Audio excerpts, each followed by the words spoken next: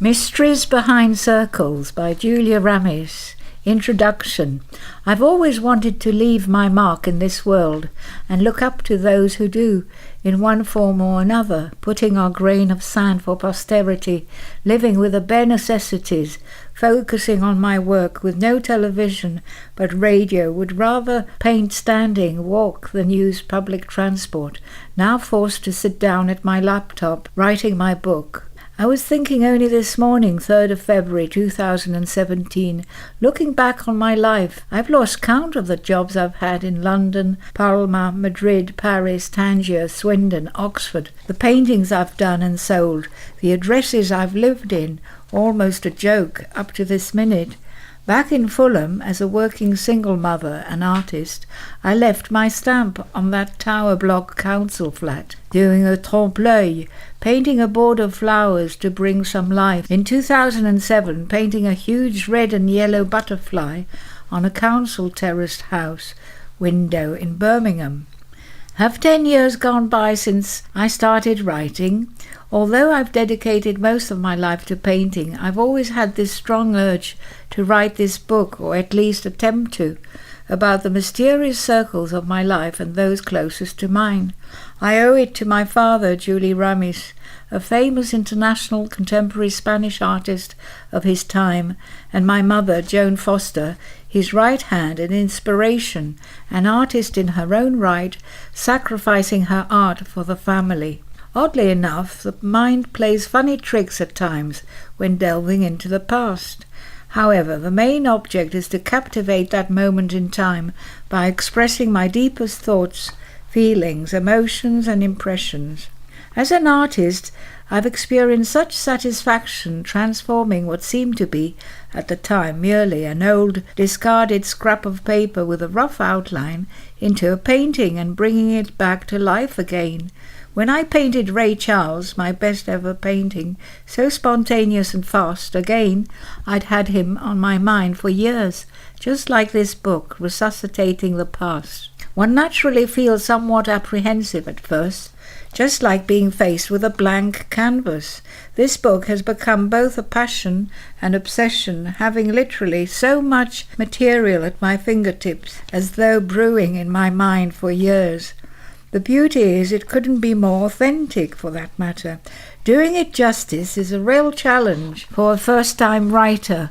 Feel it's almost my duty to record the past, as a daughter of a genius, Julie Ramis, to give him full international recognition. Why I, the youngest of the family, should be such a rebel, a complex creature, so detached from crowds, a strange feeling, a constant observer on the outskirts, absorbing everything but not fully integrated, yet adapting myself to any new surrounding and people wherever, north or south, whereas most people would never dream of breaking away from their roots. Being uprooted has almost become a way of life. One moment feeling settled down for life in one place, and the next, before I know, living in a totally new environment, forever exposed to sudden changes and situations, but always surviving somehow, like a plant, a cactus, being uprooted and transplanted, a real nomadic life, with that inshallah attitude, always ready to get up and go. What makes me such an eccentric person, as though not in the real world, a true bohemian, creative artist, a gypsy at heart, my home a beach hut, a caravan, an old barge in Amsterdam, being a total nonconformist, a real romantic, constantly reminiscing over the past, be it Tangier, Marrakesh, the Atlas Mountains, London, Paris, Barcelona, Madrid, Ios, Mykonos, San Francisco, Amsterdam, Ibiza, Mexico, Palma. Some magical places to daydream about. Something that catches my eye. That split second captivating my mind as a journalist or photographer. A trained eye, a gift of God, and a privilege, an amazing source of inspiration for my paintings and now for my book. My life has been a long winding road from south to north and vice versa, a somewhat twisted one. Rather like those olive or fig trees, so fascinating in the Mediterranean, forever going in circles, and strangely enough, whatever I've painted in the south, sells up in the north and vice versa? Do people always crave for what they haven't got?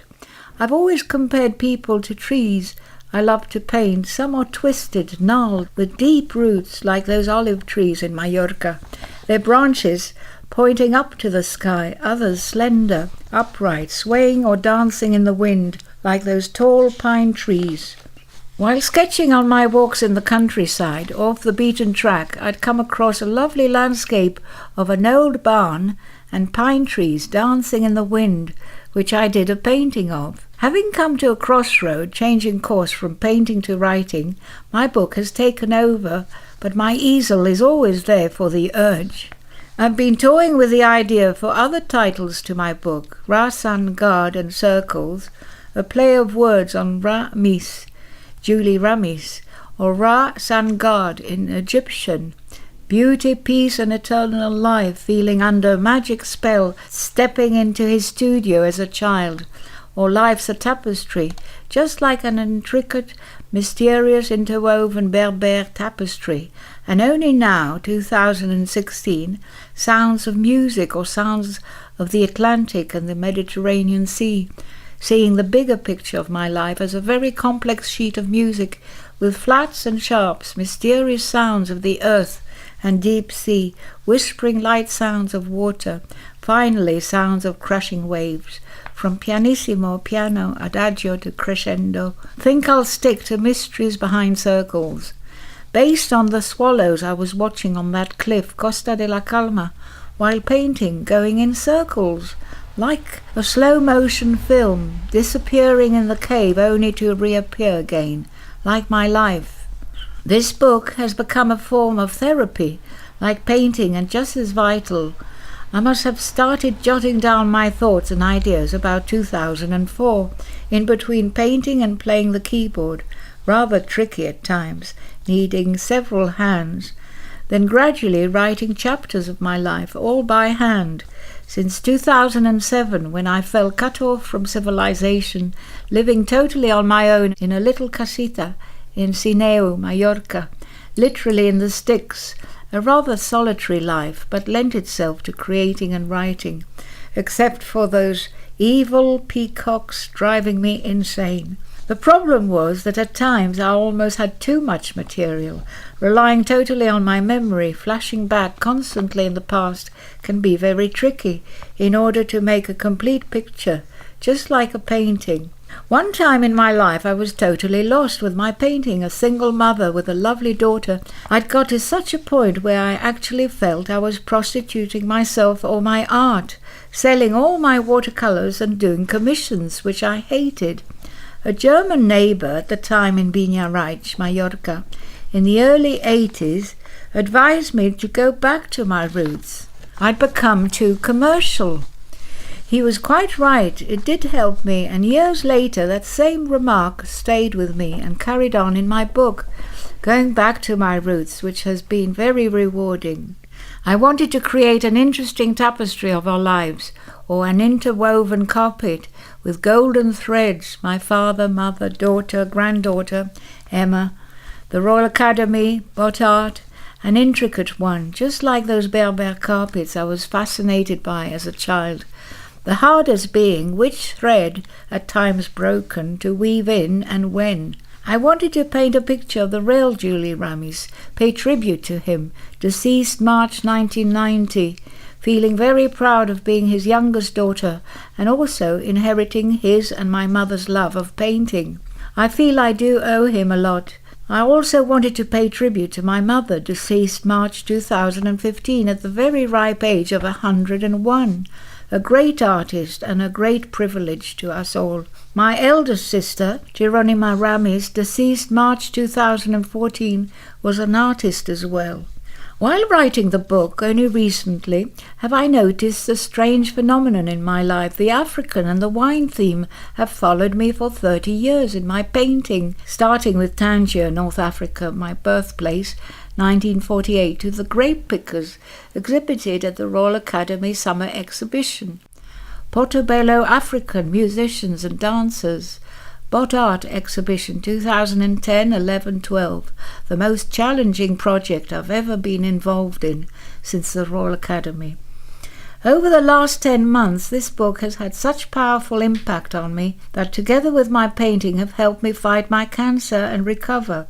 I've created my own fantasy world in writing and painting, a good balance, complementing each other, one unblocking the other. Just as I was reading my first chapter on 12th of February 2018, while my artist friend Chris was recording about my mother, Joan Foster, being born in Bruges, Belgium, with a royal baptism, and her father, a High Court judge in Patna, India, when suddenly my eye was drawn to a beautiful, intricate, hand-stitched woven tapestry on the wall. I was so surprised when Chris and his dad told me it was Bruges, with its fine steeples, red brick houses, canals and trees. I just couldn't believe it, such a coincidence and fate to have walked into their home to find a piece of history connected to my mother. Then the fact that my father's mother was a seamstress coming from Solier, famous for its handmade embroidery and weaving. My mother and father having that in common. And then my son-in-law, who's a tailor, and both Michelle, my daughter, and him are keen on stitching. It runs in the family. Chapter 1, Tangier, My Roots, Morocco. Artist, first-time writer, with almost too much material at my fingertips. Mind-boggling, painting a tapestry of my life with words. Often dreaming of flying. Last night I was literally floating on the edge of a disintegrating building at a frightening height, about to take the plunge into a void. Rather like writing this book. And diving into the Atlantic, feeling so exhilarated, fighting my way through crushing waves and currents, even saving someone's life, thrown into the deep end of the London rat race and into the art world. Pisces, a water sign, getting myself in knots and wriggling out, going with and against the flow, diving and rising, rather like those divers and swimmers on my easel. Southport 2017. One morning, as it was drizzling, I was fascinated by raindrops falling onto a pool of water, creating amazing magic circles, overlapping each other, just like Julie Ramis, my father's abstract paintings, and my painting, Circles of My Life, Mallorca 2015. My roots are in Tangier, but also in Mallorca and England. My father was Spanish, my mother British. Morocco has such magnetism, I do feel drawn by it. To be born in Tangier was a great privilege. Tangier is at a crossroad between North Africa and Europe, a converging point of the Atlantic and Mediterranean currents, where north, south, east and west meet. Time and again I've been asked where I come from, with such a strange accent, difficult to place, but coming from Tangier, Tangier, or a citizen of the world. I feel neither English nor Spanish, but of mixed blood, born in North Africa between the Straits of Gibraltar and Caves of Hercules, a magical place. In 1953, coming from North Africa, my cousin Cricky, who lived in Freeth, thought we'd look more like natives. Tangier was just like having one foot in Africa and the other in Europe. We could see the Rock of Gibraltar and Cadiz, but were in another world. Tangier wasn't Arab, but a fusion of cultures like no other. Maybe Beirut in the 50s, 60s. The Arab world was about to change, going back to the teachings of the Koran, at times clashing with the Western world. There's a spectacular view from the Kasbah of both the Atlantic and Mediterranean, depicted in the Sheltering Sky film by Paul Bowles, who lived in Tangier, a friend of my father's. One day I caught a glimpse of Barbara Hutton, the Woolworth millionairess, in her black Rolls-Royce, mysterious-looking, by her Kasbah palace. Tangier was a bubbling cosmopolitan city, attracting many famous artists, writers and musicians, such as Marco Polo, Samuel Pepys, Hogarth, Matisse, my father Julie Ramis, Paul Bowles, Bernardo Bertolucci, Federico Garcia Lorca, John Sutcliffe, Pierre Loti, Jack Kerouac, Gertrude Stein, Ian Fleming, William Burroughs, Tennessee Williams, Alan Silito, Orson Welles and others, Jackie Onassis, Randy Weston, Mick Jagger, Brian Jones, Jimi Hendrix. Tangier, where Moroccans lived side by side with Europeans, where the currency changed from pesetas to French francs and finally dirhams, with English shops such as Kent's, Conan Speed, Singer, a British post office, English missionary, American, Spanish, French, Italian schools, the French Lycée Regnault, consulates, hospitals, churches and synagogues. Tangier, being a free port, attracted many adventurers, smugglers and spies living incognito, mingling in the Kasbah. All the in-crowd intellectuals met at Café de Paris, Minza Hotel, Riff Hotel, Kasbah cafes and beach bars, drinking mint tea, Coca-Cola, coffee, wine, whiskey or gin. Among them beatniks and homosexuals, a very open society with no barriers, people of all races and religions landing in the port on cruise ships, cargo boats, yachts with flags of all nations, sailing in from Malaga, Algeciras and Gibraltar. Tangier had that aura about it, a magic land of blue skies and seas, sun, golden sands, eucalyptus and palm trees, blue irises, barbaric figs, souks, snake charmers, gnawa musicians, belly dancers, magic lanterns, Berber carpets. The famous American jazz player Randy Weston lived in our street, Rue Marco Polo. Musicians worldwide would flock in, playing in the famous nightclubs, Whiskey a Go-Go, Scott's and the Riff Bar Hotel. The Rolling Stones stayed at the Minza Hotel in the mid-60s, immersing themselves in gnawa and Moroccan music. Tangier, the untouched, almost biblical world, side by side with the Western civilized world, two worlds in one city.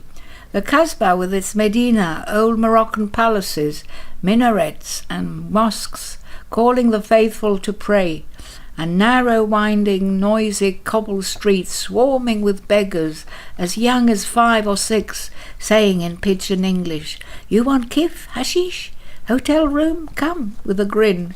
In the souks, Soco Grande, Soco Chico, markets with every fruit and vegetable imaginable, sun-drenched honeydew melons, watermelons, Seville oranges, tangerines, figs, dates, crowded with Moroccan men smoking hashish in their long wooden pipes, huddled together in their thick woolen jalabas, turbans or fez, leather babooshes.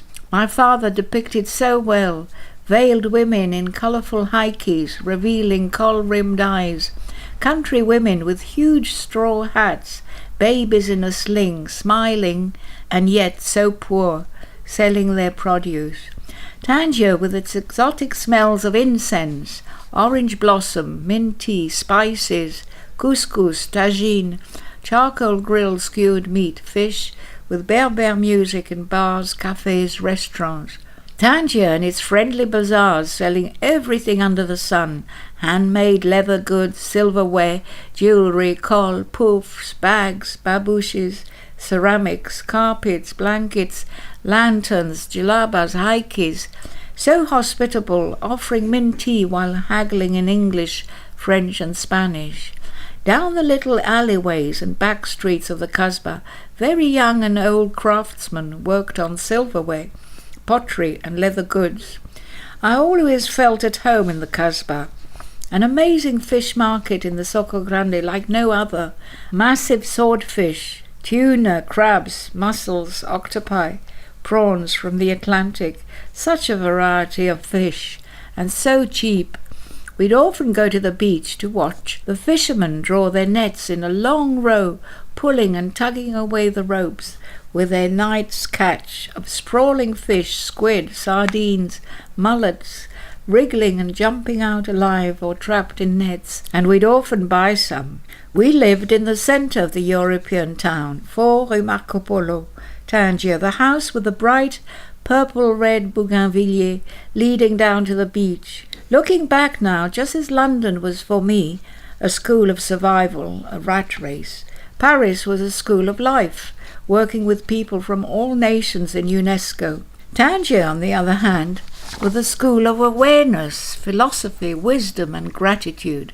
At home, a balance of culture and art, an anchor of life, poor but privileged. I was made aware at an early age of poverty, literally at our doorstep. What shocked me in the 50s and 60s, behind the beauty, charm and hospitality of Morocco, the real drama was poverty, the very rich and the very poor, palaces and hovels, with ill health, lack of education for some, literally living in the gutter, grovelling and shuffling along with, at times, no limbs, or in corrugated iron shacks.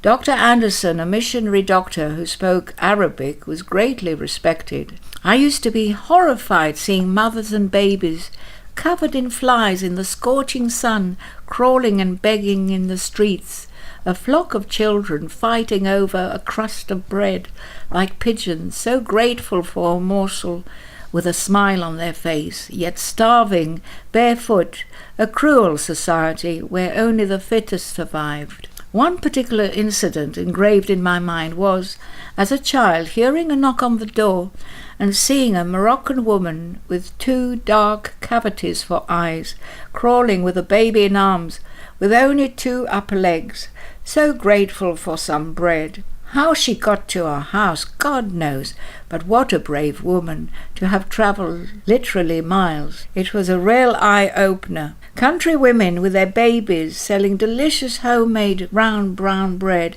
fresh goat's cheese on a palm leaf, fruit, vegetables, door to door, trudging from Malabata or the Rif Mountains, and so friendly. Fishermen with baskets full of fresh fish.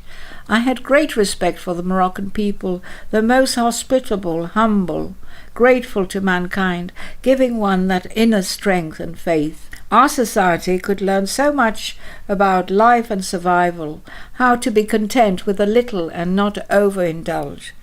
That stayed with me throughout life, to be happy with whatever comes my way. That key has enabled me as a person to open many doors in my life. I owe it to my roots in Morocco. Child exploitation and cheap labour in the 50s, 60s, 70s and 80s was quite shocking. In Morocco and the Islamic world, to be born a girl was, and still is, almost a curse. Morocco was full of such injustice towards women and young girls. It was a real human rights issue. It was so shocking to witness women with young children, babies in their sling, being belittled, crushed, exploited by men, trudging along stony lanes and barefoot through rugged countryside, the Rif and Atlas mountains in scorching sun or snow, carrying huge back-breaking bundles of wood to light fires for heating and cooking. So often I would see young girls of 6, 7, 8 weighed down with buckets of water or balancing urns or homemade loaves of bread on their heads, so nimble on their feet, making their way across the countryside. It was amazing how girls would accept their fate at such a vulnerable age, whereas boys and men were the privileged gender. It was so shocking to see men riding donkeys with sticks, while wives and girls were at their feet. In 1992, my daughter and I ventured into the Medina of Fez and walked into a bazaar. While the owner was doing business downstairs, we witnessed child exploitation in a carpet factory upstairs, horrified to see little girls of 5, 6, 7 or 8 hidden away in this dark attic room, all slaving away from morning to night at the loom, their delicate, nimble little fingers weaving, threading, knotting different types of coloured wool, creating such beautiful carpets, so happy to meet us and have a chat. One of the biggest trades in the Medina is the wool and dye. The coloured yarns of wool, bright yellows, reds, blues and greens, hanging in archways of the Medina, are quite spectacular. Their dream was to go to school. They'd been deprived of their basic rights to education and bullied into work for a bowl of harira soup. It was a total injustice. Michel gained so much by travelling and integrating rather than turning a blind eye staying in a 4-5-star hotel. Children do need to be protected by UNICEF and other organisations of a similar nature. Years ago, young boys were being exploited in the chocolate industry in Africa. Several companies were targeted and banned from employing children. To think so many companies have made such profit in the name of children. Having worked in UNESCO, I do know for a fact that lots of financial aid to build new schools in Africa never reached due to corruption. For too long, children have been victims of our consumer society and capitalism. It's high time that women spoke up and fought for their rights. Male domination is the key problem and can only be eradicated through education. These are early memories, sometimes rather blurred after 60 years or so. My mother, Joan Foster, was recalling recently in 2015 how she'd met my father at a party in Solier, Mallorca in 1935, given by Brenda Dean Paul, an exiled actress. My father, Julie Ramis, was born in Solier on the 20th of July 1909. He painted his first landscape oil at 14, had his first exhibition at 17 in Solier. His ink drawings and caricatures were published in the Voz de Solier, and he studied life drawing in Barcelona in 1928. As a youngster, Pedro Serra, a Mallorquin media executive, was one of his first admirers. In 1930, he won a scholarship to study at Real Academia San Fernando in Madrid. In 1931, he visited Picasso, who introduced him to artists belonging to l'École de Paris, André Derain, Marie Laurencin, Matisse, Modigliani, Bonnard, Dufy.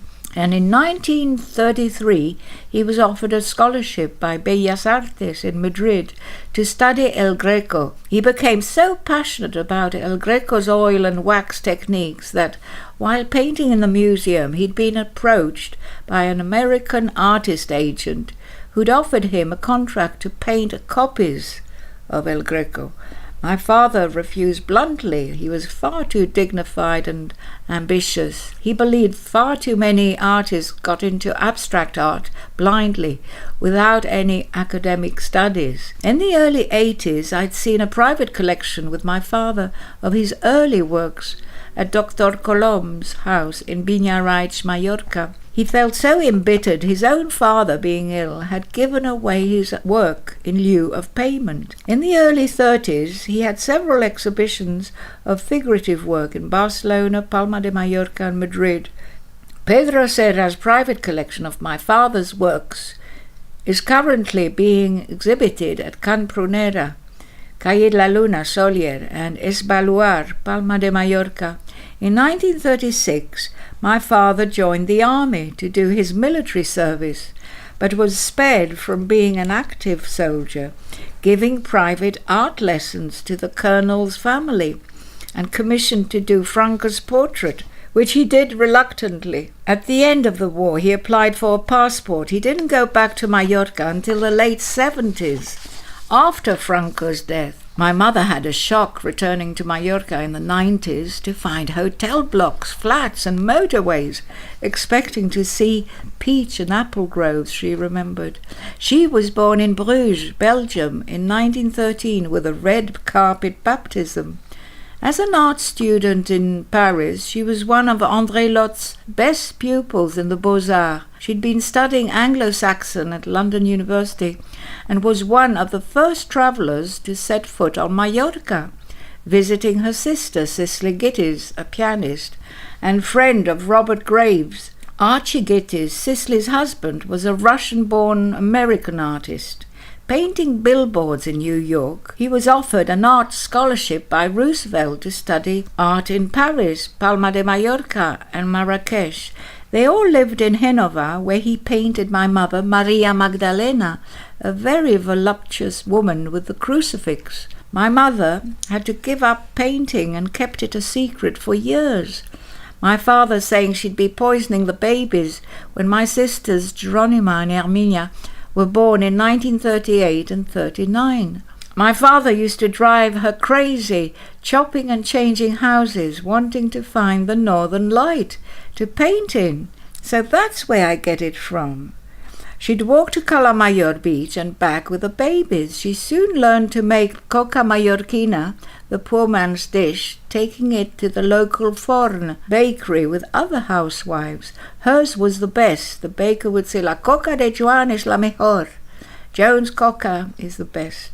In those days the sea reached the old walls of Palma Cathedral, and a tram went chugging along Paseo Marítimo to Plaza de la Reina.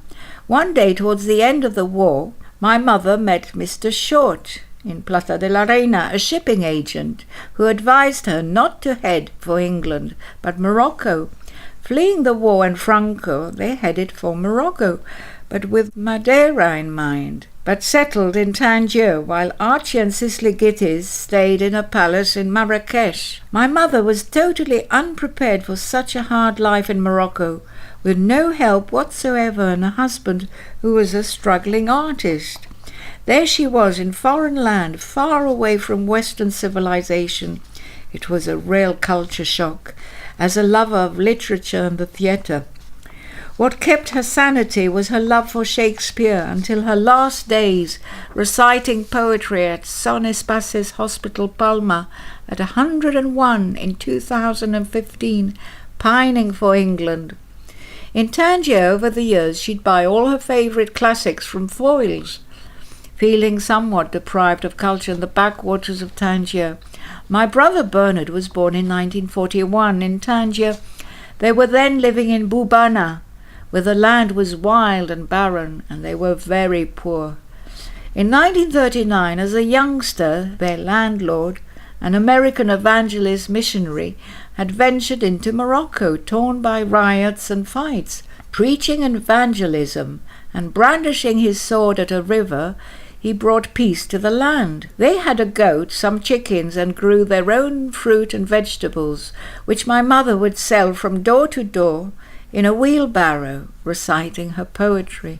She was very funny, telling us how she'd kill the chickens, running after them, flying about with their heads chopped off. My father refused to kill them. He said it was a woman's job. In 2009-10, I lived on a farm in Sineu, Mallorca. Maria, the landlady, would slaughter the animals with a huge grin on her face as her husband watched. It was quite morbid and macabre. In 1944, my father was offered a job as an art teacher in the Instituto Español in Tangier. In 1945, he was commissioned to paint murals of Hans Andersen's tales for the Grupo Escolar de España in Tangier. I remember feeling so proud. How does one explain such a mystery that two great minds alike, yet clashing at times, Julie, Ramis and Joan Foster, should be brought together, great figures to look up to, so difficult to do them justice, both extremely sensitive, emotional, vulnerable, almost from birth. My mother constantly feeling abandoned from childhood in Roman Catholic boarding schools, from the age of 3. Both parents living in India, a victim of colonial times, had a royal baptism by King Leopold's brother in Bruges Cathedral, Belgium. She tells me so casually in 2015. Of course, Julia, didn't I ever tell you? When my father was born, his mother died at childbirth, and his aunt, Tia Antonia, never got married to look after him. Both my father and mother were rather like orphans. Neither had much home life, and yet they had 5 children. As a child, my father suffered from bullying, growing up in such a closely knit religious town, Solier, making him all the more determined, dedicating himself to painting at an early age and becoming a genius. He did have that gift of God, so greatly admired. It is incredible that same little boy who'd suffered so much as a child had, in the late 80s, an avenue named after him, Avingut Juli Ramis, in Solier, leading to the local Instituto. The engraved street stone slab is at the crossroad of Biniaraix and Fornalutx. Michelle, my sister Geronima, and I felt so proud of my father at the official unveiling. My mother, Joan Foster, was his right hand, muse, and inspiration. To think she was crushing and mixing pigments in order to make him white paint in the wilds of Bubana, Tangier. What amazing parents! It's a privilege to think that neither of them was prepared for such an adventurous life in no man's land, in foreign soil, both feeling totally uprooted. They did have merit. The funniest thing was they adopted French as their language. What wonderful, free-spirited parents. We all went to the French lycée. The English missionary and Spanish schools were far too religious. At home we'd speak English with my mother, French with my father, and Spanish with Zora and friends. The majority of people spoke French, others Spanish, English, and Arabic. My father didn't speak English, but grasped a little. My mother's worst pupil. He'd ask, "Qu'est-ce qu'elle dit, ta mère?" We'd translate, switching from one language to the other. She was an excellent English teacher for years and the breadwinner. They both loved mythology, primitive art, Leonardo da Vinci, Galileo, Nostradamus, El Greco, Sorolla, Cézanne, Matisse, and Picasso. I couldn't quite figure out as a child why my mother was such a staunch Roman Catholic and my father the opposite. His only god was Picasso. My father would joke about having got married not once but twice over in Palma and Tangier. She was fascinated but disturbed by Dan Brown's Inferno for years, questioning all her beliefs of the Bible, so sacred to her. So much damage has been done in the name of religion. She was saying how, at an early age, my father was dragged every day to Solier Church by Tia Antonia. No wonder he took a total dislike to the church. Funnily enough, in 1953, he was commissioned to paint a mural of La Virgen de Montserrat at the Iglesia Sagrada Corazón, the Spanish Roman Catholic church in Tangier, depicting Sant Jordi and Sant Benedict. Such a contemporary, uplifting work of art. My father called my mother Benedetta, and she was buried at San Jordi Cemetery, Palma. In 2015, I actually found the original drawing and a photo of my father by the chapel he painted. My father was buried in Solier Cemetery, sharing the tomb with a priest. It couldn't be avoided, as his father had sold the family's tomb. Chapter 2, Life with Julie Ramis, a genius in the 40s, 50s and 60s. My father won several art scholarships in the 30s, 40s and 50s in Barcelona, Madrid and Paris, with several one-man and group shows, exhibiting not only in Tangier, Rabat, Casablanca, but also in Paris, Madrid, Stuttgart, Zurich, Musée des Beaux-Arts in Paris. In 1947, participating in the Biennale Hispano-Americana, in 1951 with Tapies, reaching international recognition as a pioneer of contemporary art. In 1952 he was awarded a scholarship by the Ministry of Foreign Affairs in Paris, and the French government bought La Guitare for the Musée des Beaux-Arts in Lyon. In 1953 he exhibited in Stuttgart, then in a group show, Artists of Fame and Promise at Leicester Gallery, London, with Picasso, Braque, Henry Moore, Sutherland, Matisse, Ben Nicholson, Dufy, Marc Chagall, Kandinsky, and he appeared in the Times magazine in 1954 among the 100 best artists of our time. In 1954 he exhibited in Galerie Massol, Paris, sharing a studio at 33 Villa d'Alésia, Paris, with Wilfredo Lam, a surrealist Cuban artist. In 1957-58 he was painting incredible drippings using sand, paint and tar, giving exhibitions at Galeria Rembrandt, Casino Municipal, Tangier in 1960, and at his peak, representing Spain at the Biennale of Venice in 1960, the Biennale of Alexandria and the Biennale of Sao Paulo in 1961. He also exhibited at the first Tangier Gallery, 1963, and the New Vision Gallery, London, in 1965. Among his friends and clients were Spanish and French consuls, art collectors and critics, Emilio Sanz de Soto, André Lubac, Monsieur and Madame Sanchez Yamoussi, the writer Paul Bowles, and the Moroccan artist Ahmed Yacoubi. A funny anecdote: one day the renowned Spanish artist Antoni Tapies was visiting Pedro Serra's Solier house.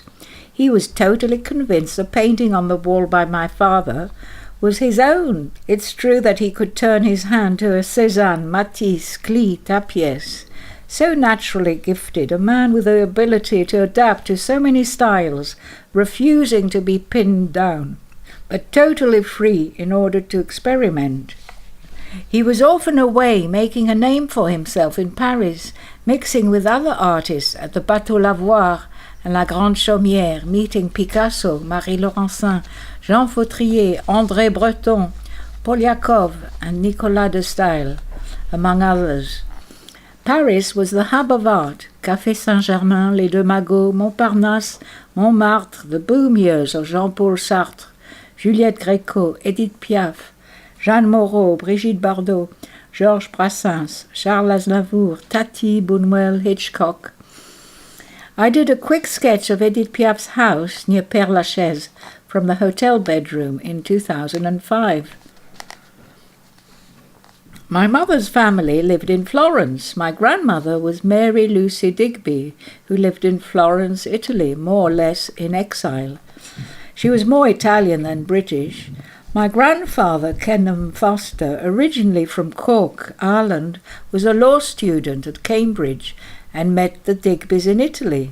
My mother loved referring to the family's connection with the gunpowder plot in her loud stage voice. My uncle, Francis Foster, a Don and lecturer of Italian at Cambridge, an authority on Dante and head of the Roman Catholic Priory in Cambridge, would often tell Joan to lower her voice in public.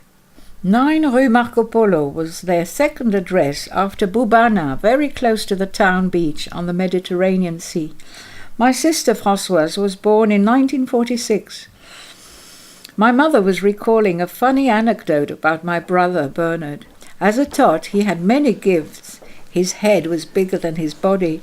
He was very intelligent, but a little lazy. He'd stuff his ears with pieces of curtain. One day, come Christmas time, he knew my mother had hidden the rent money on top of the sideboard. He'd made up a story about some kind man taking him to a big shop in Gibraltar and buying him lots of toys he was dreaming of. She was so upset he'd spent all her rent money. When I arrived in 1948, the youngest, life had improved. The old house was rather derelict, but a paradise, with a big wild garden with table tennis, which my father loved playing with us. The bedroom overlooked wild open fields, where some Moroccans would hide, drinking alcohol. I discovered only in 2011, so casually over a telephone call with my mother, who had such a vivid mind at 97, one of the spookiest tales showing our lives in a strange new light, full of mystery. She told me of a crime committed in that house, in quite a matter-of-fact manner. Yes, a famous English lady was murdered, adding humorously, actually it all happened in our bedroom. Next to ours. No wonder I was sleepwalking as a child in that haunted house. To think we were totally unaware as children, and this had happened only a couple of years before we arrived. How much more did she have tucked up her sleeve? Why 62 years later, but just in time for my book? She's always had this art of revealing, years later, such amazing facts, as though of no relevance and only when her memory was jogged. Almost a lifetime later, in 2011, my son-in-law, Rob Bailiff, picked up a watercolour art book from a charity shop in Southport, with a watercolour by a Hogarth, R.A. in the 30s, of our house, 9 Rue Marco Polo, seen from Villa Eugenia, which was our playground. Did Hogarth know this English lady, I wonder? Amazing circles. I do believe in magic circles. How strange to find a bit of our lives in Southport, and Rob Bailiff should come across it. Everything and everyone is linked up. Recently, in April 2016, I met a couple of people in Southport connected to Tangier on the same day, circles within circles. In Tangier there was a Jewish settlement, very poor refugees in the fields, living in their tents, almost in hiding near our house. At times, not realizing how hard up we were, I must have been 3 or 4, I acted as a spoilt brat. Every time we'd go by the ice cream shop, Rue Marco Polo, coming back from the beach, so naughty and stubborn, I wouldn't budge from the ground, bawling my head off, until I got that ice cream, and I did every time. I must say I do owe my life to my mother, having saved me that night. I had a lucky star. I was about 4 after an operation on my tonsils by Dr. Roca at Cruz Roja Hospital. I had a heavy hemorrhage, almost bleeding to death at home, then rushed back to be operated on again that same night. Remember that moment so vividly, lights glaring down my throat, medical instruments digging into my throat, half conscious, going through hell. In those days they'd use chloroform to knock one out. It was quite primitive. No wonder after that my mother did admit I was rather spoilt as a child and grew up strong. I'd mix and play in Rue Marco Polo with Arabs, Jews, Spaniards, French kids, very happy until the burglary. That particular day my mother left my sister, Françoise, and I, who were about 4 or 5, for a few hours to give English lessons in town. While we were playing quite happily outdoors, throwing the ball, windows wide open, suddenly we just froze to death, seeing an intruder, a Moroccan, watching us from our bedroom window. We made a dash for the kitchen and hid in the cupboard with plates and dishes, holding our breath, terrified but pricking our ears for any sounds. We could hear him turning the house upside down, searching for money we didn't have. Suddenly I knocked on the door, pretending, calling out, "Hello, Mummy." That did scare him. Françoise faced him very bravely as he was running away sheepishly through the garden with a bundle of my father's shirts and trousers. When my mother did get back, an eternity to us, she felt so bad. Never again did she leave us alone at home. We were ill from the fright. Poor Françoise had to go to the police, pointing out the rascal. After the burglary experience, my mother decided to build her own school at the back of the garden, converting the old shed into a school with her bare hands, while my father was away, as he'd get very jealous. In no time she got the English school up and running, with pupils streaming in.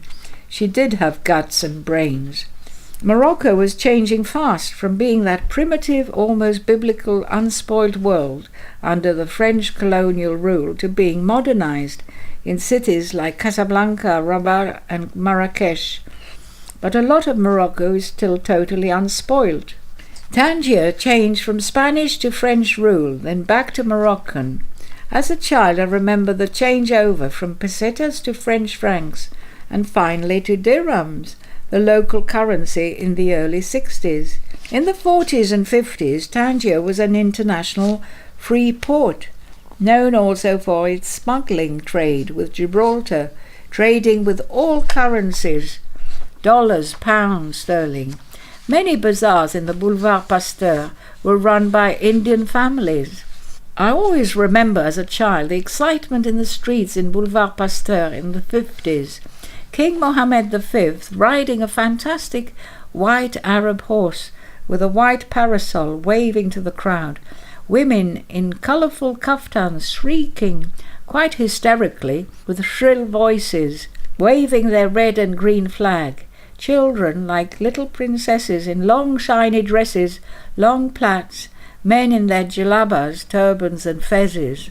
In the 60s and 70s, King Hassan II wasn't as popular as his father, King Mohammed V, but Moroccans had great respect for him. I noticed King Hassan II's photograph all over Morocco, in all public places, cafes, barber shops, just as in the Moroccan ambassador's office in London, where I worked in 1979 to 1981, standing 1 metre away taking down notes. King Hassan II was a modern king for a modern world, giving a new image to Morocco, encouraging education, culture, sports, working towards eradicating beggars on the streets who were hassling tourists everywhere. Many Moroccans, the luckier ones, went to work in France, Belgium and Germany. Others never made it across the straits. Moroccan women were getting more emancipated in European clothes, some veiled and driving Mercedes cars, working, whereas in the 50s and 60s they'd been hidden away as the men sat in cafes. A few years later we went up in the world, moving uphill from the old derelict house to a big flat full of character at 4 Rue Marco Polo. In the 50s and 60s, the one with a big bushy bougainvillea, our landmark, with an amazing view of the Mediterranean Sea and Gibraltar. My mother started a brand new English school, transforming the living room into a classroom, building a reputation for being the best English teacher in town, working round the clock, literally. Zora, who was our wonderful maid, even picking up some English, thought the world was flat. My mother was saying recently, when she had a private English lesson with a man, my father would get so jealous that he would spy on her, peeping through the keyhole. That would often cause some horrible rows. He'd be painting in his studio, also travelling to Madrid, Paris, struggling to become famous. The minute I'd walked into his studio at an early age, stepping into his world, I felt hypnotized, under a magic spell, surrounded by his works of art, beauty, peace, and eternal life. One day my father exclaimed to a buyer that his paintings were his children. He could never put a price on them. It was against all his principles. Deep down, the main reason he'd turned down Picasso's agent Canvaler's offer of a lifetime contract was he wanted to climb a lot higher, forever searching for beauty through pure art, separating it totally from the material world, which was very noble. One day in 1970 I felt very privileged when my father showed me our family emblem in El Tunel near Plaza de la Reina, Palma, Mallorca.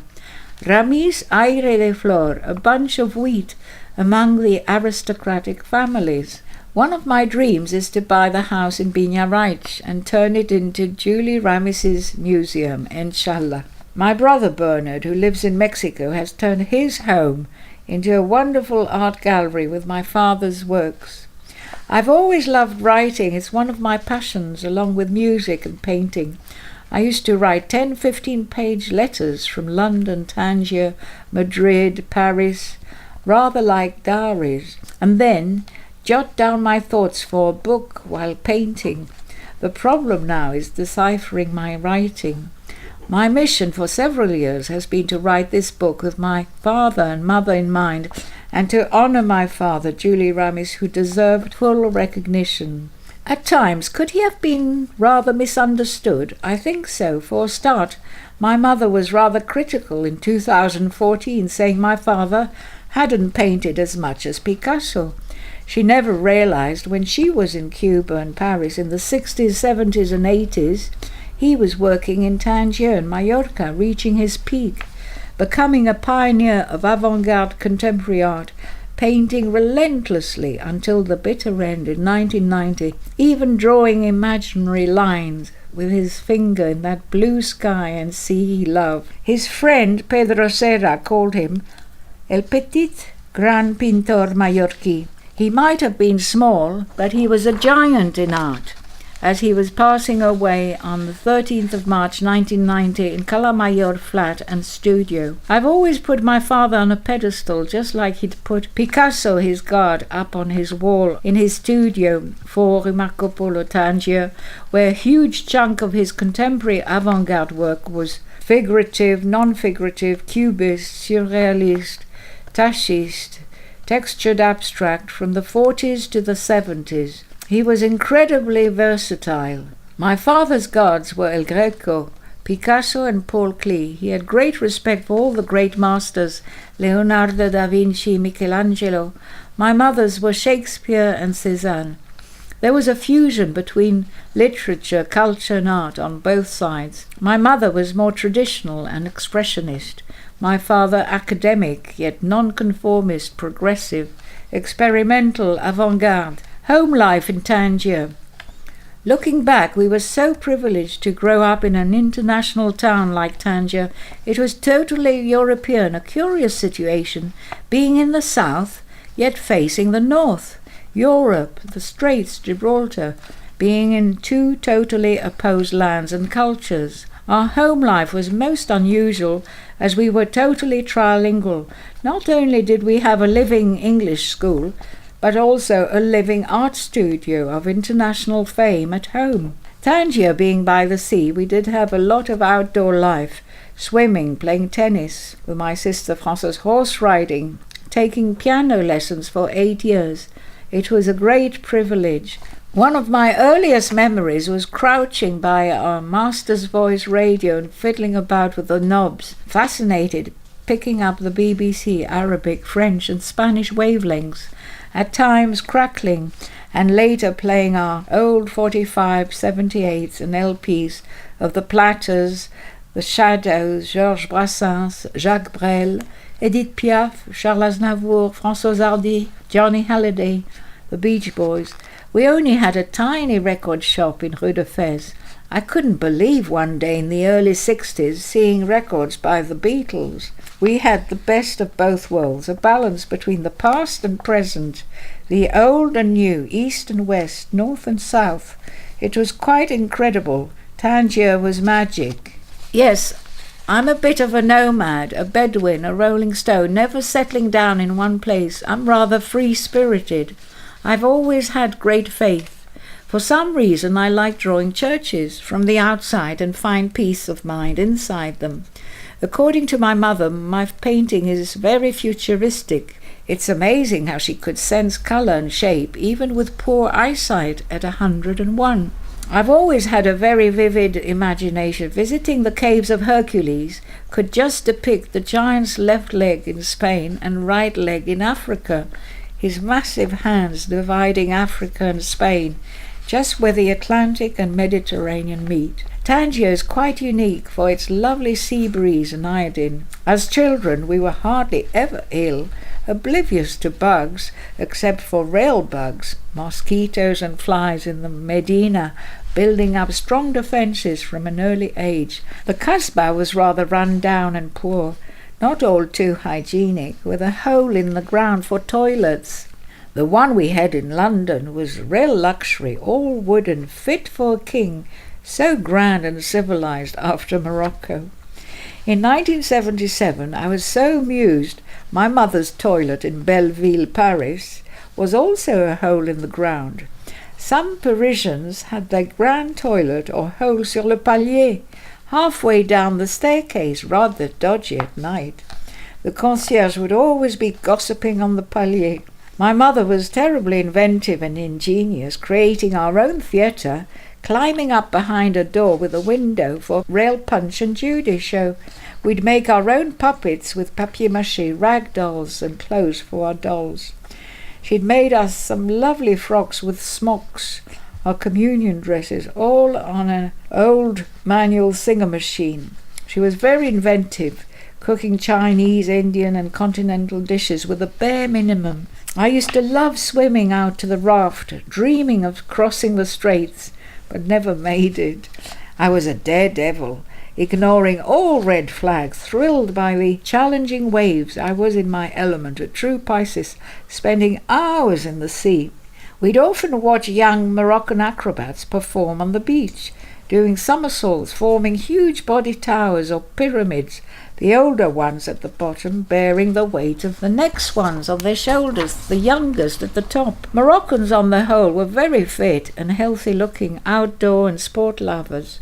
Obesity was unheard of, especially among the young. One could walk along the stretch of golden sand beach to the lighthouse Cap Malabata, so breathtaking early in the morning or sunset, bathed in a glow, that light my father was so fond of, the amazing skies, sea, boats, horses, only Julie Ramis could capture. One of the happiest times was going for an early swim before going to school with my mother. One of Bernard's passions was underwater fishing near Cap Malabata, often coming home with some lovely fish. My mother, Frances, and I would often go to the Fez market or to Soco Grande I loved, so colourful, exciting and friendly. My mother had an eye for fish, knowing when it was fresh. She made me laugh in 2014, throwing away some fresh fish I'd got from Santa Catalina market in Palma. Not fresh enough. She'd prod a melon, always knew when it was right, saying it was the easiest fruit to grow. As for lettuce, tomatoes, radishes, we always had to disinfect them with permanganate, as the water wasn't always too clean. I had a French friend, neighbour, who died from a mosquito bite. Both my mother and Geronima were very ill with typhoid, but fortunately recovered. We'd often go to the Bacals in Boulevard Pasteur to do our shopping. They were so kind to us, knowing we were poor. We must have left unpaid bills. It's quite funny, but one day, I can't have been more than 6, I'd gone alone to Port tea rooms to buy some fresh milk. On my way home, dreaming as usual, a little Moroccan boy grabbed hold of my bottle and drank it all with a cheeky grin. I couldn't believe it. Went home sheepishly. That opened my eyes. Christmas time was great fun. We'd all get together in my father's studio and paint Christmas cards. We'd also go fishing with my father down to the port on the quayside, with the fishermen mending their nets and big ferries arriving from Algeciras, Malaga, Gibraltar, or we'd go to the Caves of Hercules in the Hillman on the Atlantic by Cap Spartel Lighthouse. We had our own little beach among the rocks, like paradise. We'd set off really early with our lunch, go fishing for shrimps, crabs, squid and mussels, clams off the rocks. I always remember this young Moroccan boy who got hold of an octopus for us, turning its head inside out to blind it, releasing its grip. Once cooked, it was a little tough, but very tasty. When I was older, I used to love swimming near the Caves of Hercules in the Atlantic, so treacherous and unpredictable. Currents would sweep one diagonally across. My dream was always to ride that dolphin I could see in the open sea, not far from the tuna fishermen on the horizon. One could walk for miles on that beach, amazing sand dunes, and even Roman remains. I just loved our sitting room with my father's huge drippings, rather like gigantic insects, with tar done in one bold brushstroke in relief, with Moroccan lamps, Berber covers, carpets, and the old black telephone crackling at times. There was a tiny balcony with a glorious vivid purple-red bougainvillea, where we had some delicious pinchitos, skewered meat, on charcoal in the summer. When we were older, we went to lots of parties. The twist was the big rage. Even my father joined in. There was lots of social life among the French, Spanish, British and Italian community. As youngsters, we'd go with my mother to tea parties at Mrs. Gosling's house in the Scharf, where the British and Germans used to meet. There was an amazing story about Aisha Kandisha, half goat, half woman, who wandered the streets at night, and you could hear her hoof steps. We'd often have tea at the Buckinghams in the old Ferrer Hotel, mixing with British and Americans. My sister Françoise met her ex-husband, who was studying Arab history at the American school. There was quite a bit of smuggling between Tangier, Gibraltar, Algeciras and Melilla, for tobacco, drinks, currency, food and clothes. I remember these big fat Arab ladies were so funny, stuffing stockings and bras under their thick jalabas, giggling away. They'd become experts on the ferry before landing in the port. Others were being searched by the police in Tangier. Those who were caught red-handed with smuggled goods, silverware, alcohol and currency would end up in the worst jail in Algeciras. Melilla too was a tax-free paradise, Bubana flea market for second-hand cheap clothes. I'd get all the discarded shoes, being the youngest. As I was writing my book, I'd often pick my mother's brains. When I asked her about the mystery surrounding Tangier, she came out with such fascinating facts on Tangier, a free port. What is so incredible about Tangier is that at that time, in the 50s, Tangier was a statute, meaning after the British had been driven out, they'd taken Gibraltar instead. The statute included 7 governments, something quite unheard of under the British, Americans, Belgians, French, Spanish, Italians and Moroccans, represented by the consulates, schools and churches, the 7 communities making an international free port. That port was full of atmosphere, so colourful and busy, with boats from all over the world, huge liners, cruise ships like P&O, Transmediterranea, cargo ships. Tangier, being a free port, attracted so many diplomats, teachers, missionary doctors, artists, writers and musicians of all nationalities, as well as smugglers of arms, currencies, black market shops and money laundering operations. It had a unique strategic position, neither European nor Arab, but 2 cities, 2 religions living side by side with great tolerance and respect.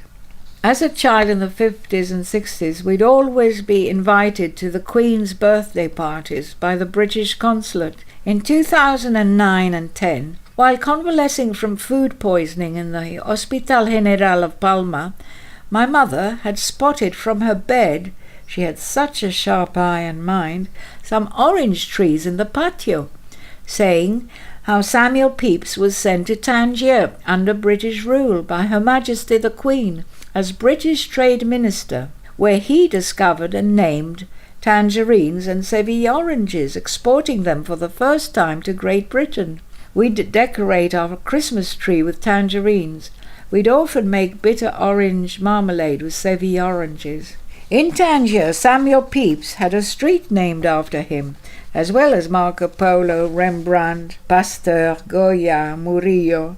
Samuel Pepys' diary was partly written in Tangier. She was convinced she'd caught malaria like her mother in India. She was hilarious, so stubborn. She couldn't wait to get home to her wine, whiskey, food, tea, a civilized world. Tangier was such a cosmopolitan, highly sophisticated city with avant-garde progressive nations living side by side to quite a primitive, underprivileged world under King Mohammed V, a totally resigned nation. At times, it was a culture shock to the European. In the 60s, the majority of Moroccans received a European education, mostly French, speaking Arabic at home, and a minority turned to the Quran. As well as Arabs, there was a large Jewish community with their own synagogue and schools where my mother taught English in the 60s, as well as at the American school. When I grew up in Tangier, there was no racism or fundamentalism whatsoever. Jews and Arabs were like brothers. Only once, mid-60s, eager to learn Arabic, my lycée teacher said, "Mais Julia, c'est une sale langue," like Arabic was disdained upon. I was furious. The exodus of foreigners had started, yet Arabic was a great asset in UNESCO in the 70s. My one regret was not learning the language. My sister Herminia and brother Bernard would often have rock and roll parties and dance to Elvis Presley, Little Richard, Chubby Checker. The family was so hard up that both Geronima and Herminia worked as au pairs in London in the early 60s for various high society families, only to have a very hard time especially Armenia, bullied, not only cleaning the house, but running up and downstairs with trays of cups of tea for the lady.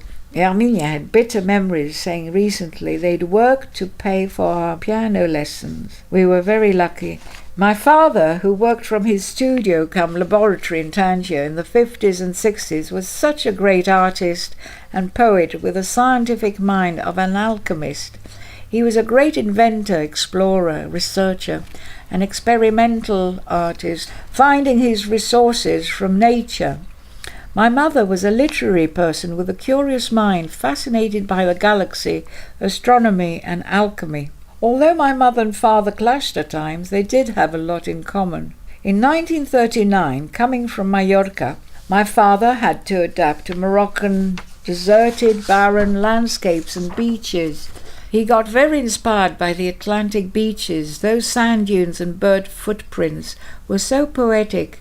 Some are owned by King Juan Carlos of Spain. In the early 60s, we'd gone for a drive with my father in his old all-leather Hillman. Suddenly, he'd stop on the Qart road at sunset to do a quick sketch, catching that last ray of sunshine, reflecting on the Atlantic and the salt marshes. These were exhibited at Galeria in Palma in the early 70s. I saw some quite recently, 2015, in an art gallery in Pollença and in Palma, promoting him as a pioneer. They conveyed such peace and harmony on very fine paper, pastels and pigments in different shades of blues, greys, pinks, specks of yellow, blended in, using swabs of cotton wool, creating a dreamlike effect. He did some incredible skies and such light clouds. He was a real master. His textured avant-garde paintings were definitely inspired by those hours standing, almost hypnotized on the Atlantic beach, mesmerized by the effects of tides, currents, sand, water, sunlight and shadows. He'd share the same interest in peinture matérique as Jean Fautrier, Masson and Breton in Paris. While I'd be swimming out at sea near the dolphins, he'd be perched up in the caves of Hercules as though meditating for hours, catching that bird's-eye view of the Atlantic with a photographic memory, a gift of God, watching like an eagle with that sharp eye of his, taking in every tone, light, shade and shadow, mirrored over a huge radius, from the rocks to sand, criss-cross of currents, rippling effects on the water and sky. He'd be a spectator and creator with a photographic mind, zooming from the past to the present and into the future, striking out into the unknown. He'd call me, "Reviens, Julia." I was in heaven. My father painted Moroccan women with an artist friend, Antonio Fuentes, in his studio in the Kasbah, rather like Matisse's Arab women in Tangier. They both loved astrology so much it became an obsession, almost overtaking his work. My mother felt bad about giving him Nostradamus' book. I was amused to come across it emptying her flat in 2015. My father would go as far as cancelling an exhibition if the stars weren't right. One day we went together to the travel agency to cancel his flight. My father was rather introvert, more French than Spanish, aloof and on his guard. My mother was more of an extrovert, clashing at times, and two figures to look up to, both with artistic temperaments. The beauty was growing up surrounded by creativity, art and culture. Both were very romantic and bohemian, with 5 children in a foreign land. One of his greatest passions was astrology, working out all sorts of strange mathematical calculations. Yet my brother Bernard is the real mathematician. His other passion was photography, collecting a mini Japanese black and white camera, all makes of Nikon and Kodak cameras in leather cases. He'd kept a minute record of all the different effects, zooming in, the speed of the lens, catching the sunlight or shadow.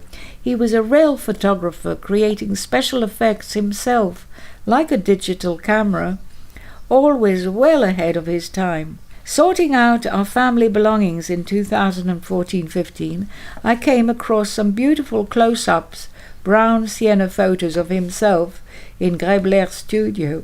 His studio was rather a sacred room in the full sense, tucked away in the flat and very exclusive. It was the authentic bohemian atelier of a great master, the perfect setting for a film, full of character and atmosphere, with a view of the Mediterranean Sea, Malabata Lighthouse and Gibraltar. It was a rather dark room with spotlights on his work, using a blue fluorescent neon light, often smoking his Amsterdam pipe. He had some beautiful Indian and Persian wall hangings, tapestries, just like those I'd seen in Sorolla's studio in Madrid. My father was someone who venerated the past. He loved to be surrounded by beautiful ceramics, antiques, rare ancient Persian art books, ancient Japanese illustrations, a huge black Buddha, and above all, on the wall, a dedicated autographed colour photo of Picasso in his black and white striped T-shirt, all of great inspiration to him. He had an amazing collection of wooden pipes, whale bones, driftwood, rare stones and rocks from the Atlantic beach, as well as a collection of rare butterflies, some just like le bleu Ramis he was famous for. I remember gazing at them. On their wings were tiny fine specks of yellow, like sparkles of gold sand, just like his deep blue abstract paintings with specks of sand. I see those butterflies as his shrine, together with the bones, rocks, shells, the Buddha, Picasso. It was like an altar for the worship of art. He might have been an atheist, but he had, in fact, created his own church. The minute you'd walk into his studio, you just knew amazing things were happening. It was rather like stepping into an alchemist's laboratory. Julia Ramis was an artist, alchemist, scientist, explorer, a dreamer, a poet, all together. He had a true passion for art, always looking for beauty and peace. He belonged to the golden era, the best years from the 30s to the 80s, going forward and at the same time preserving the past. He would have cringed to see what is labelled as art nowadays, when anything and everything goes, some of it so negative, aggressive, affected, and even decadent. He had a collection of jars filled with different coloured pigments, all shades of blues, reds, ochres, greys, tubes of oil paints, watercolours, charcoal, pastels, sanguine, crushed shells, sand, cement and tar. He'd use every tool or instrument imaginable to get the right effect, at times 3D, even sticks, combs, nails, bits of cork, ground stones, cotton wool, corrugated cardboard, paper, even sugar paper for watercolours, and lovely Chinese or Japanese brushes from an art shop I'd bought opposite the British Museum. I've still got one I don't dare use. My mother would make him brushes out of our thick hair. The floor would be strewn with newspapers, copper, silver metal sheets, painted, sprayed, scratched, or engraved on, buckets of paints, mixed media, tar, sprays, cement, sands, ammonia, turps, white spirit, alcohol, gum arabic, glue, resin, wax, lacquer, shoe polish, weird concoctions. Some he'd cook on a gas stove, like thick mixtures with whatever only the creator knew, to get the right texture, at times quite toxic, hardly ever wearing a mask. There he'd be, always in his blue overall, bent over huge tubs with toxic fumes, stirring away and then experimenting. He was very interested in the medium textures. He'd keep a record of all the ingredients, just like a cook. Such an inventive and secretive mind, that of an alchemist. Most of the time you'd see him working round the clock, from morning to night, many times locking himself in the studio while he was at work creating. At times we were allowed in his studio at work, which was like having a glimpse into the unknown. We had to be quiet, watching him, never interrupting his thoughts, taking many risks. A crucial and sacred moment we had to respect. That was the school of art we grew up in, which is one of the reasons for writing this book. I was so lucky to be part of it. It was rather like the alchemist inventor's cauldron, brewing and bubbling away, inhaling such poison but full of energy. He'd then paint with such passion with whatever tool or brush, using bold strokes, most of the time very physical. The canvases he'd made were far bigger than him, but he'd stretch out and nothing would stop him. He was so determined. In the far corner of his studio was a beautiful old leather armchair by the French window and balcony, with a bougainvillea where he'd sit at times, meditating, studying, always with that critical eye, his paintings of different style, or then propping himself up on the stool. He stretched his own canvases from a roll and did his own framing, often boxing in the painting. He used all sorts of sprays for special effects, as well as scattering, sprinkling, trickling, dripping sand, tar, to create textured media, or peinture matérique. I'm sure inspired by the Torrente de París, La Calobra caves in Mallorca, and the caves of Hercules in Morocco. On canvas, board, metal, you name it, he worked with total freedom, breaking all rules, conventions and barriers. A pioneer of his time, always swimming against currents. He also painted some beautiful blue birds on tiles, an old tradition in Mallorca. In Fornalutx, I'd seen a house with the most primitive and pagan roof tiles painted in black ink with sun, moon, gods and devils. Miro must have been inspired by them. My father was a total nonconformist artist, so bold, so avant-garde, discovering techniques and styles.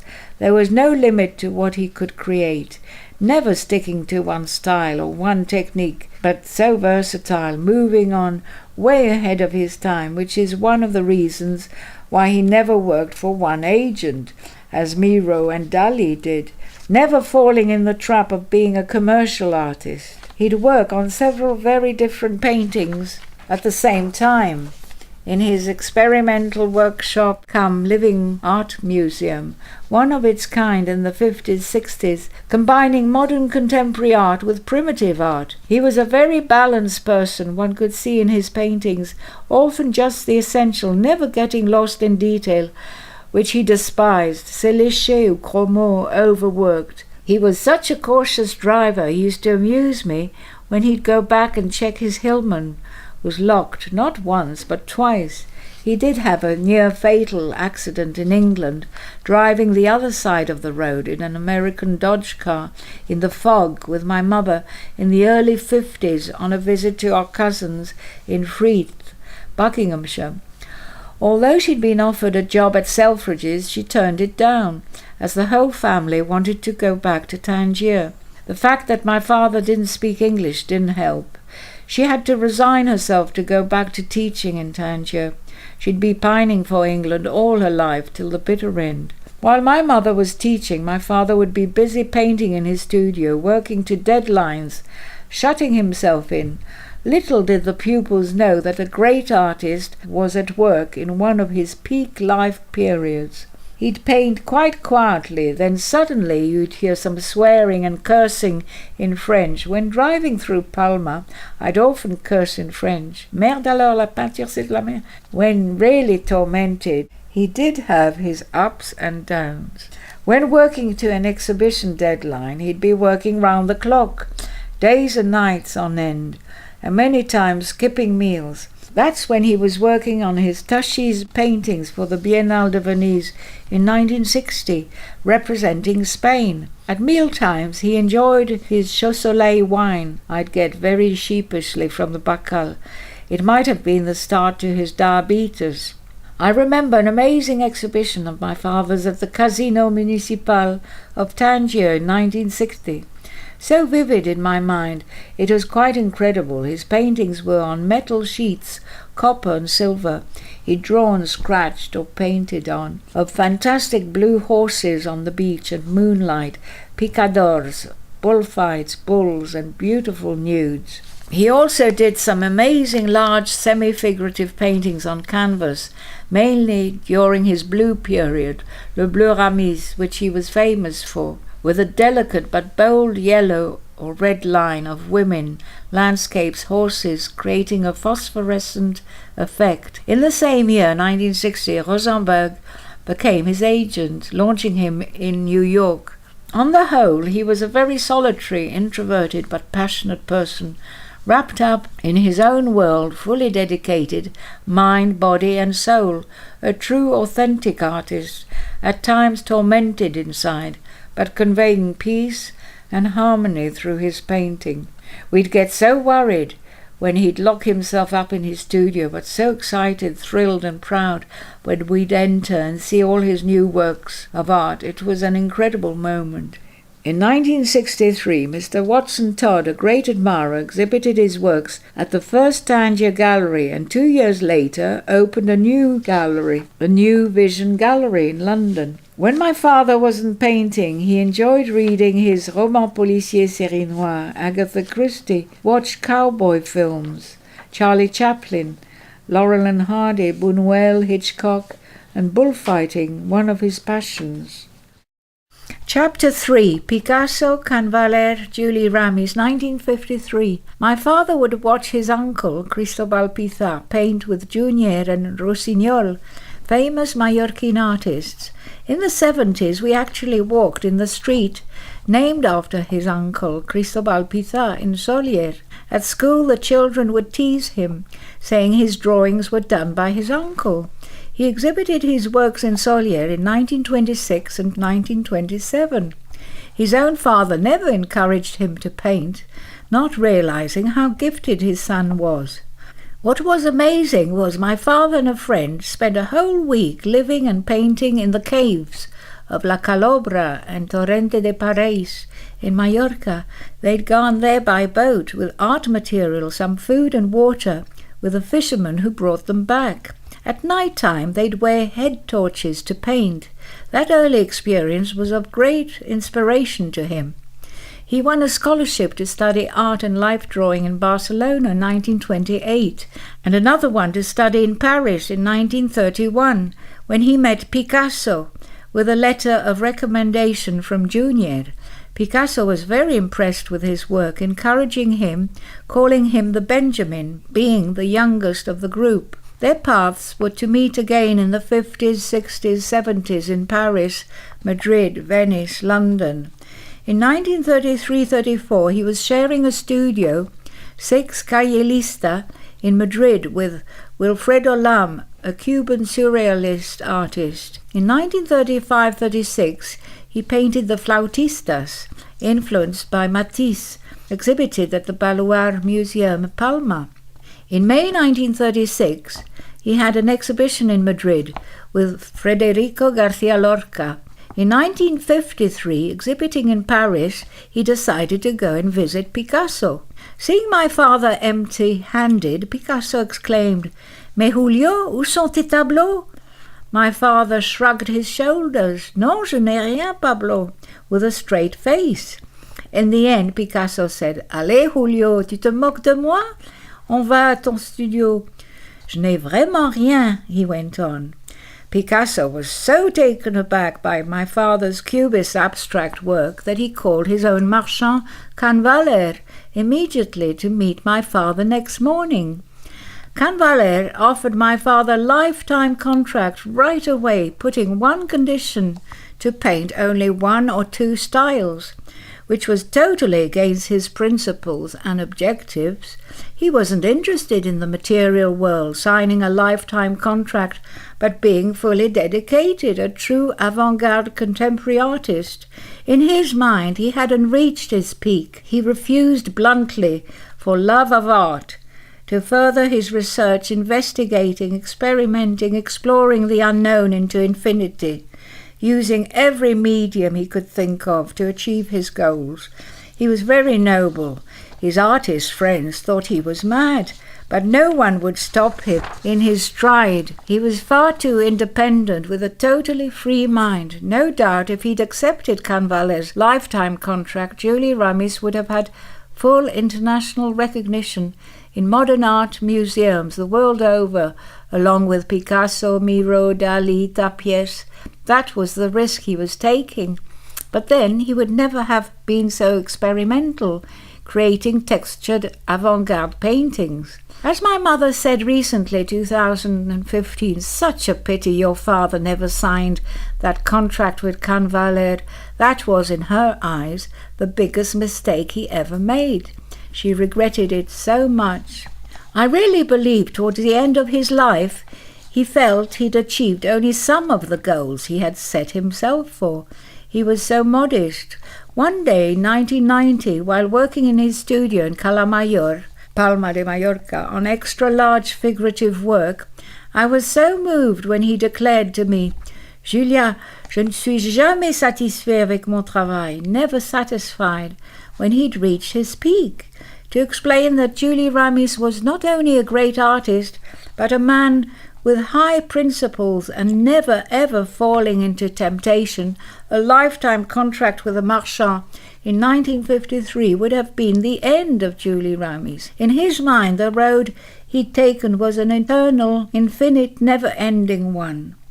At times he was greatly misunderstood and underestimated by some, but only a few days ago, in April 2016, I came across an article by an art critic on Julie Ramis' visita at the Baluard Museum, Palma, who compared my father's artistic career from 1927 to 1990 to a magic circle. What an amazing coincidence with circles of my life I'd painted in 2015. Julie Ramis' magic circle from his birthplace, Solier, to Barcelona, Tangier, Madrid, Paris, London, Tangier, and back to his roots in Solier, Palma de Mallorca, going from post-impressionism to figurative, expressionism, fauvism, cubism, surrealism, abstract, textured, avant-garde work, and back to figurative, a full circle. My father was sturdy, with a very striking head, a large forehead, light blue-grey eyes, aquiline nose, jet-black hair, very pale, smooth skin, like a Rodin statue. My mother, too, had very bright blue-grey eyes. He was handsome-looking, always very smartly dressed, amazingly tidy, and his clothes, like his hillman, speckless, very often wearing sunglasses, leather satchel bag, and leather sandals. My mother, a true bohemian, wanted him to look more of an artist, but he refused to. He disliked any form of exhibitionism like Dali. His favourite café in Tangier was Café de Paris, meeting friends or alone, rather aloof. He'd stand out in a crowd. He had that intense look in his eyes of searching beyond. It was so rewarding to grow up surrounded by pure art, developing in all of us that critical eye like awestruck pupils of a great master, the best schooling. The one regret I have is that my father was never filmed live, working in his studio in Tangier. The flat itself had so much character, old style, with red, green, black and white Moroccan geometrical tiled walls and floors throughout. I've had to rely totally on my most vivid memories of the 50s, 60s, soul-searching, like exploring into the depths of the sea, to retrieve and treasure that golden era, witnessing, watching Julie Ramis at work, drawing, painting with whatever medium, from a stick drawing in the sand of the Atlantic beach, or in his studio, always in deep meditation, an inner world of his own. Fascinating living those moments, surrounded by mystery. My father was never an open book, quite the opposite, so complex, keeping his thoughts to himself, but conveying them in his art. This is only a glimpse of the creator of works of art, such an enigmatic person. One could feel his strong presence and personality, but a man of few words, enjoying peace and silence, though he did enjoy us playing the piano next doors, François Bach and Chopin, and I Grieg and Beethoven. My father was a quiet person, an observer rather than a mixer. He could be quite cynical about life due to his childhood. His deep feelings and thoughts were conveyed in his paintings, and always looking for that pure line, pen, ink or pencil, a bold, unbroken line, done in one stroke, whatever, a nude portrait, head, horse, bull, cat, bird, just flowing, a real gift of God. In Paris he'd learnt the art of drawing a cat leaping into the air in one stroke. with a Japanese artist. At times a constant battle, painting passionately and relentlessly. I'll never forget the day he slashed his painting on canvas with a knife on the balcony by the Bougainvilliers. It was a huge painting, yellow and red, totally abstract, one for the Biennale of Venice in 1960. I felt terrible, and to this day recalling the moment. My mother was giving lessons at the time. I was near him in the sitting room. He wanted my opinion. I was only 12. Qu'est-ce que tu en penses, Julia? Non, papa, je n'aime pas beaucoup ce tableau. Next thing I knew, he destroyed it, saying I was quite right. It's always been on my conscience. Fortunately, the Biennale de Venise exhibition was a great success.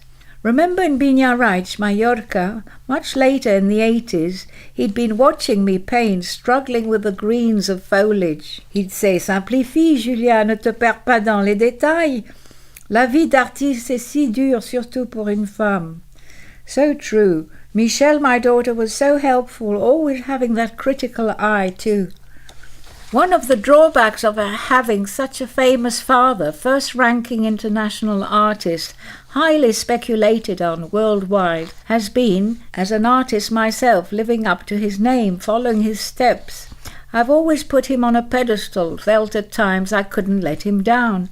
But there are magical times, quite rare, maybe once or twice a year, when it really flows and feel his presence as though he's painting, saying to myself after, "Julia, you can't have painted it yourself." Knowing the man, the real Julie Ramis, for years I've had this vivid picture in my mind, reflecting in my book of a wonderful tapestry of a life, rather like a beautiful Berber carpet. The question is when to thread it, what bit, and how to weave it all together to make a complete picture, painting or puzzle, stitching millions of threads, gold and silver, running through my brain, covering one generation after the other, and throwing that anchor in the depths of the sea, so to speak, where the Atlantic and Mediterranean meet, where the north, south, east, west meet, for posterity, as a tribute to Julie Ramis and my birth, feeling drawn back to my roots. Writing about such mysterious and secretive characters as my father and mother is not an easy task in order to do them justice, but one gets a glimpse, both so complex and deep, always discovering something new, like two deep rivers, never reaching the bottom. That's what makes them so interesting.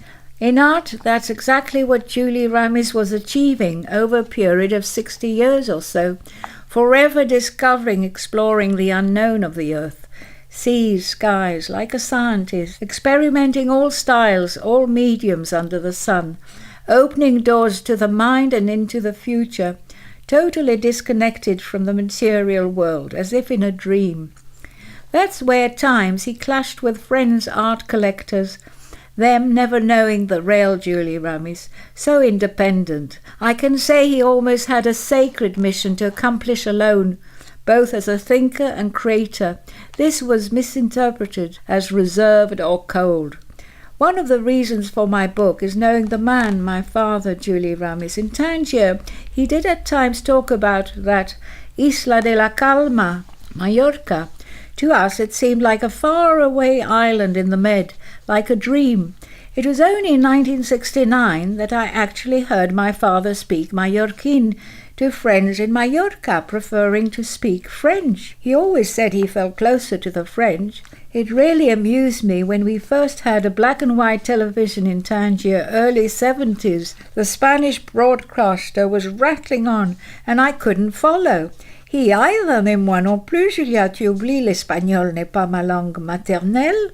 He never felt Spanish. He didn't go back to Mallorca until after Franco's death in 1977.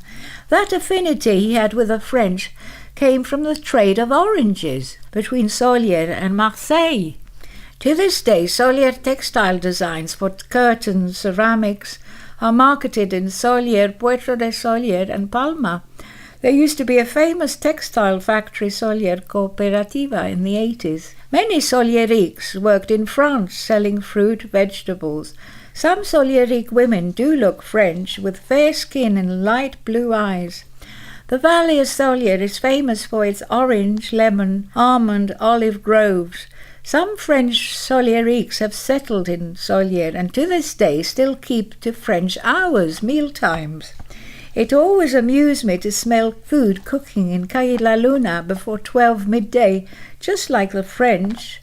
The Solierique housewives are so domesticated, which my father liked. My mother was quite the opposite, very amusing. She'd crack an egg and throw the eggshells on the floor, same as with tea bags. My father would cringe. Fortunately, I've taken after him. She'd open windows, he'd shut them. It's quite funny seeing these ladies in their flowery pinafores, first thing in the morning, sweeping the pavements of their street in Calle la Luna, where my father was born, cleaning their shutters with beautiful plants in their doorways, very house-proud, sparkling windows with handmade crocheted curtains. In the evening, these ladies would do lovely handmade embroidery, sewing or ganchillo, crocheting. My father's mother, who died at childbirth, Cabot family, was a professional seamstress. Obviously, my father inherited her artistic talents. Not much is known about the origins of his mother, though she came from Bunyola. My grandfather, Prédit, was by profession a notary at the town hall in Solier, and according to my mother, un gran señorito, who enjoyed sitting in the square cafes and loved women's company. She did confide in me only recently, 2015, one of the worst tragedies I've heard. My father had suffered too much from birth and all his childhood. At home, his father, Prédit, would have affairs openly with different women in front of the child at such a crucial age. He told my mother how shocking it was and had traumatized him for life. Not only did he have no mother, but his father was totally selfish and irresponsible. He should never have exposed the child that way. His father must have done him so much harm. Not surprising that he was marked for life, then being dragged as a tot every evening to church by Tia Antonia. At times he seemed so reserved, but he was suffering in silence. I realized he had a terrible childhood at Christmas time, with little Michel saying, "I never had my mother's love and presence," but never imagined such a tragic childhood. Solier is one of the most religious towns in Mallorca, with its convents, churches, even alcoves, lit up by their doorways of the Virgin Mary or a saint against the evil eye, guarding their houses and protecting their souls. As well as ganchillo, women would sit in their porch praying to the rosary. Solier being such a closely knit community, my father was considered an orphan, bullied as a child by other children. Painting was his salvation, his anchor. My mother was strong as a rock. She seemed at times rather overpowering. Even jokingly, he'd call her a bulldozer. I called her a walking encyclopedia. The Solieriques and Spaniards in general are quite superstitious, doing the sign of the cross, stepping out of their homes before crossing the roads, before going into the sea, Mexicans too, before landing. In my brother Bernard and Lucy's house in Mexico, they had an alcove with a Virgin Mary and beautiful flowers by the entrance, in memory of their daughter Lucita, they lost so tragically. Her son, Jean-Paul, is a real gift of God. The older generation of Moroccans are quite superstitious, with a certain fear or taboo of the sea. Quite funny to see Arab men in their jalabas, women in haikis, rolling up their trousers, exposing only their legs to the sea at sunset, or Moroccan men facing the east, Mecca on the beach, kneeling on their mats and praying to Allah. On our walks up in the mountains of Agla on the Atlantic Sea, down country lanes hidden away by mountain streams, waterfall and rocks, we'd come across some beautiful old Moroccan shrines to the dead, with old relics, necklaces, bits of cloth, wild flowers, a very pagan burial, full of superstitions. Whenever there was a drought, women would sing and pray with their shrill voices. Sure enough, it would bring rain. They are great believers in God and nature, never expecting much, but grateful for the drop of rain or the morsel of bread which the Western world could learn from. In the early 60s, when he'd come up in the world, having had successful exhibitions in Paris, Zurich, Venice, Tangier, my father decided to rent out a huge flat in Rue Grapepickers, away from home. He needed his own space to create. He transformed the flat into a marvellous studio to work on big canvases, such as the famous drippings with huge brush strokes of thick tar or sand, cement and pigments. Some looked like gigantic insects or spiders, extremely powerful, 3D, in those days totally avant-garde and conceptual. They are now permanently exhibited at the Contemporary Art Museum of Valdemosa in Palma de Mallorca. The official opening of the museum, Julie Ramis, Miro, Picasso, European art in the 20th century, was held in August 1992 by King Juan Carlos and Doña Sofia, who own a few. My daughter Michelle, my sister Geronima and I felt so honoured to attend. I introduced myself and my daughter to the king. Michelle, only 6, had won the first prize, 1 million pesetas, of Suchard art competition in Madrid. He was delighted to meet Julie Ramis's daughter and granddaughter, who'd followed his steps. Rue Grapepickers studio became his hiding place, where he had visitors, either clients or art critics, and friends like Paul Bowles, Emilio Sanz de Soto, André Lubac, Monsieur Madame Sanchez Yamusi, Fuentes. As well as having exhibitions in Tangier, he had a contract for many years with Galeria Le Savoureux, Casablanca, great admirers and collectors of his work. There are private collections of his work in Morocco, Spain, France, UK. My father and I were so shocked but amused in Biniaraix when in the late 80s local people would actually beg him to sign a painting, even a copy of a copy. They had some cheek. He'd send them hopping literally down the hill. They knew my father had reached his peak. A painting is worthless without a signature, so they were hoping to make a mint. As soon as an artist gains fame, people are like vultures. There's so much speculation around the person and name during and after his life. We were shocked to discover that over the years he'd sold his work far too cheaply. He'd say to me laughingly, "The Solierics can be worse than the Jews, so mercenary." Many Mallorquins have originated from Sardinia, Sicily, with Arab influence. Some do look quite Italian or Arab.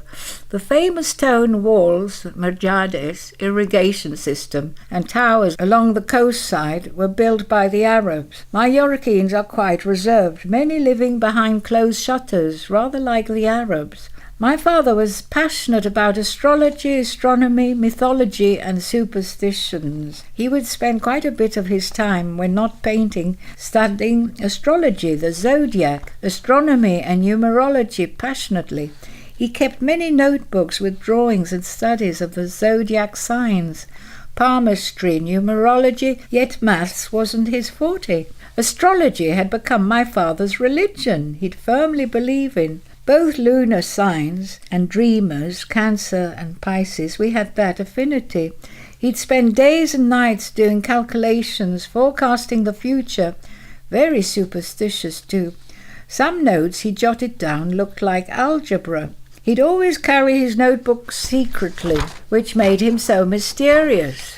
I did admire all his knowledge. He was interested in the chemistry of art, an avant-garde artist creating the unexpected and unpredictable. He wasn't content painting the immediate world, but travelling in time with a futuristic mind in all its expressions and dimensions, into the depths of the sea soul, striking out into the skies. He painted some amazing seas, skies and clouds, so poetic and uplifting, a gift of God. When I looked out of my attic window flat in Palma on the 20th of July 2015, my father's birthday, I could see my father's mind, Papa's blue mountains of the Tramontana like a dream at 7:30, feel his presence so often.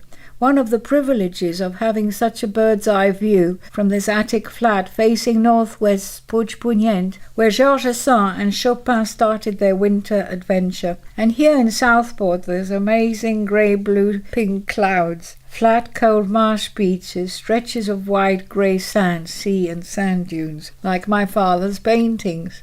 As a true Spaniard, and as in Greek mythology, he venerated the bull and bullfights. Julie Ramis Pied à Terre, Maison Dieu, Rue d'Alésia, Montparnasse. Paris in the 50s, 60s was a very secretive address. He'd talk about it, but another life, mixing with lots of artists, disappearing for months at a time, coming and going. He seemed like he had a double life. And my mother was the breadwinner with 5 children. I do remember so well my father leaving home, either to Madrid but mostly Paris. Tangier was too cut off. How excited he was, renting his studio in Paris, mixing with famous artists in order to gain fame. On his return from Paris, coming back with beautiful clothes, he'd always dress immaculately, commenting on his exciting life in Paris. My mother just had to accept the situation, but got very bitter. He shared his Paris studio with Wilfredo Lam, the famous surrealist Cuban artist. They had a close relationship, both influenced by each other, shifting from figurative to surrealism, African-Cuban primitive art. My mother would feel the strain while he was away months at a time. My father did struggle in a different way, at times not having the rent, giving away paintings.